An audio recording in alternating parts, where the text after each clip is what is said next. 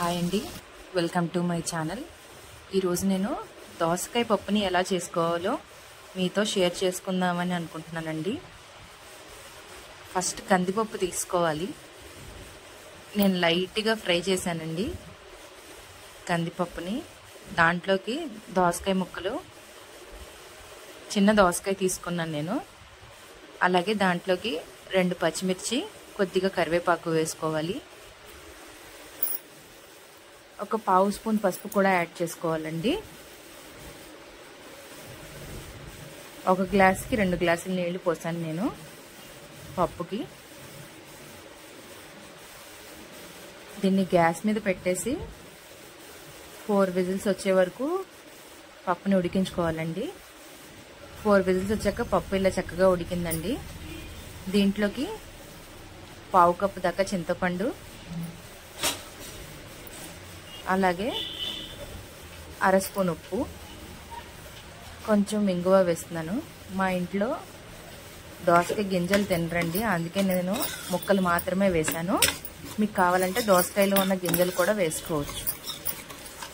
మా ఇంట్లో ఎవరు తినరని నేను అలా వేశానండి. ఒకసారి మొత్తం అంతా కలుపుకొని ఉడుకుతుంటే 1/2 స్పూన్ కారం కూడా వేసుకుని మొత్తాన్ని చక్కగా ఒకసారి కలిపేసుకోవాలండి.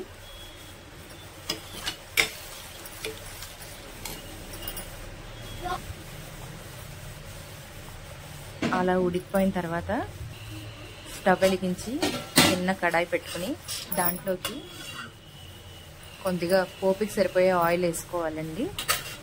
ఆయిల్ వేసుకున్న తర్వాత దంచిన వెల్లుల్లిపాయలు,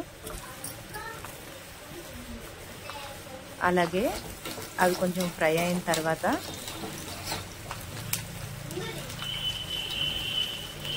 దాంట్లోకి ఆవాలు, జీలకర్ర